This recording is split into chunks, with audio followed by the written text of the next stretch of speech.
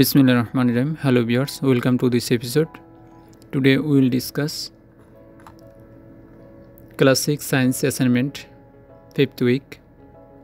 তো ষষ্ঠ শ্রেণীর বিজ্ঞান বিষয়ে পঞ্চম অ্যাসাইনমেন্ট, এটা প্রিভিয়াস আমার বাংলা দেয়া আছে। তো এখানে আমরা আজকের ইংলিশ ভার্সনে দেখতে যাচ্ছি। তো যারা প্রথমে একটু দেখিয়ে নেই যে বাংলা ভার্সনে কী লেখা আছে, যারা বাংলা ভার্সনে দেখতে চান এখান থেকে একটা স্ক্রিনশট নিয়ে নিতে পারেন। তো এখন আমরা দেখব ইংলিশ ভার্সনে। Okay, why antibiotic syrup is shaken, what is this mixture called. এটা ফার্স্টের প্রশ্ন যেটা ছিল আমাদের, অ্যান্টিবায়োটিক সিরাপ জাকিয়ে খেতে হয় কেন, এই মিশ্রণকে কি বলে। ওকে, তো এই প্রশ্নটা এখানে প্রশ্নটা করা আছে, why antibiotic syrup is shaken, what is this mixture called. তো এর answer, antibiotic mixture is a suspension.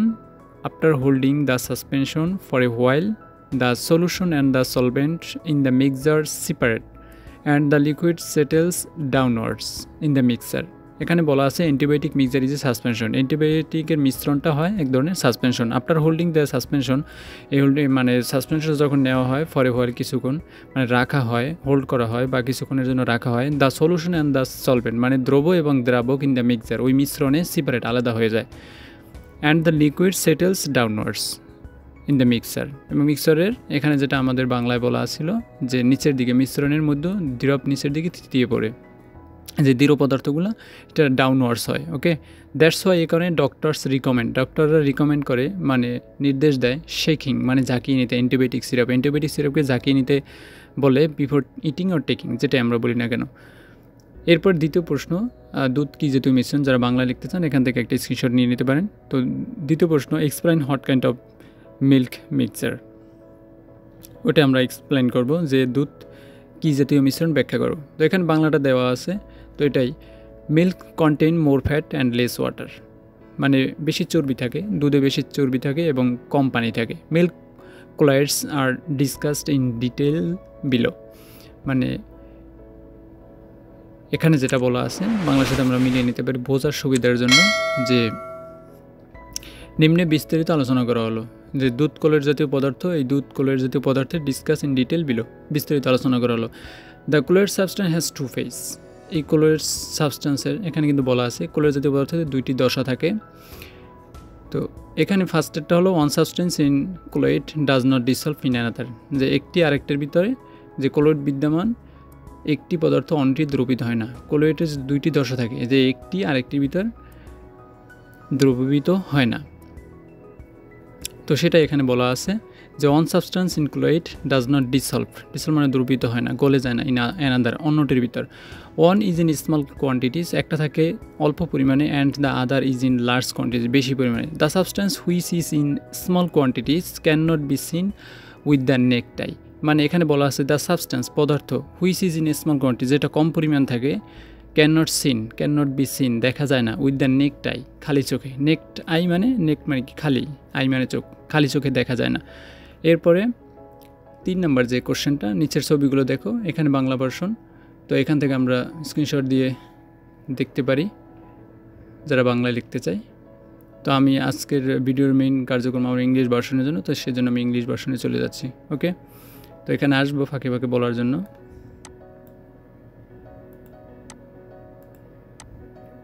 প্রথমে কোশ্চেনটা দেখি, অ্যান্সার 1, 2 নং by looking at the picture at the table, যে ছবি দুইটা আছে আমাদের অ্যাসাইনমেন্টের নির্ধারিত যে সিলেবাসটা, সেই সিলেবাসটা আমরা ছবি দুইটা দেখতে পারবো। Simple instrument, what class of lever, argue, এটার আমরা যুক্তি দেবো কোন ধরনের lever, how to increase the advantage of identifying mechanical role instrument, কীভাবে এর অ্যাডভান্টেজটা বাড়ানো যায়। ওকে, তো সিম্পল ইনস্ট্রুমেন্ট এখানে নং ক্লাস লিভার মানে কত নম্বর এটা liver, and how to increase mechanical facilities এবং কীভাবে এর ভারসাম্য মানে পাওয়ারটা, ক্ষমতাটা, সুযোগ সুবিধাটা বাড়ানো যায়, যান্ত্রিক সুবিধাটা বাড়ানো যায়।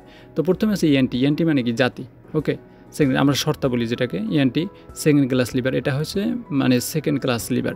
This is because in this case of second class lever মানে দ্বিতীয় শ্রেণীর লিভারের ক্ষেত্রে the load is in a middle and the applied বল and the fulcrum are positioned at both ends. তো এখানে এটা কিন্তু বলা আছে বাংলায়ও, এখান থেকে আমরা দেখতে পারি যে দ্বিতীয় শ্রেণীর লিভারের ক্ষেত্রে বার থাকে মাঝখানে, যেমন জাতিটা আমরা যদি কল্পনা করি শর্তা আমরা যেটা বলি আঞ্চলিক ভাষায়, তো এই জাতির ভার থাকে কিন্তু মাঝখানে এবং প্রযুক্ত বল ফালক্রম দুই প্রান্তে অবস্থান। জাতি দিয়ে যে কোনো কঠিন বস্তু কাটতে হবে তাকে ফালক্রমের যত কাছে রাখা হবে, হাত যত ফালক্রম থেকে দূরে রেখে হাতলের চাপ দেওয়া হবে, তত কম বল প্রয়োগ করে কঠিন বস্তু কাটা যাবে। তো সেটা এখানে কিন্তু বলা আছে যে this is because in this case of second class lever the load is in middle, মানে লোডটাকে কিন্তু মাঝখানে রাখা হয়, অ্যান্ড দ্য অ্যাপ্লাইড বল যে বলটা প্রয়োগ করা হয়, and the fulcrum are position at both ends. Solid objects can be cut, এবং কঠিন বস্তু কাটা যায়।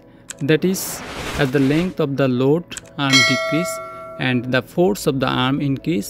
তো এখানে দুইটা কথা, একটা হলো বা যত বারবাহুর দৈর্ঘ্য কমানো যাবে এবং বলবাহুর দৈর্ঘ্য বাড়ানো যাবে তত কম বল প্রয়োগে করে কঠিন বস্তু কাটা যাবে।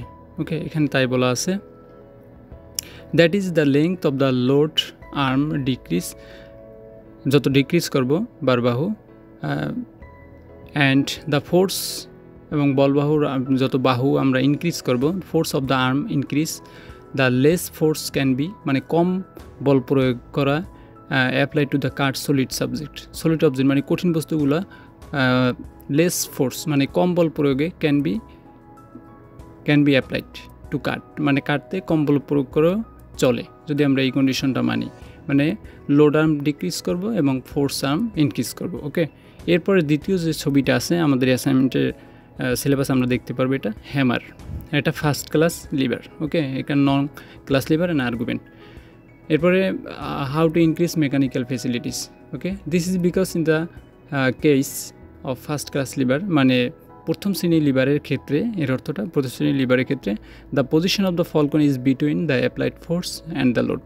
ওকে, এখানে বলা আছে কিন্তু পজিশন, যে প্রথম শ্রেণীর লিভারের ক্ষেত্রে ফালকনের অবস্থান প্রযুক্ত বল ও বারের মাঝখানে থাকে, সেটা বলছে প্রযুক্ত বল এবং বারের মাঝখানে থাকে। This is because of the first class lever the position of the fulcrum is between the applied force and the load. Applied force and load, বল এবং বার এর মাঝখানে। ওকে, এরপরে the closure of the object is to the fulcrum the greater and the mechanical advantages. Okay, এখান থেকে আমরা বোঝার জন্য বস্তু যত ফালক্রমের বস্তু যত ফালক্রমের কাছে থাকে তত বেশি যান্ত্রিক সুবিধা পাওয়া যায়। ওকে, এখানে তাই বলা আছে যে দ্য ক্লোজার মানে যত কাছে হবে, দ্য অবজেক্ট বস্তু যত কাছে হবে, টু দ্য ফালক্রমের কাছে হবে, the greater the mechanical advantages, তত মেকানিক্যাল মানে যান্ত্রিক সুবিধা তত বেশি হবে।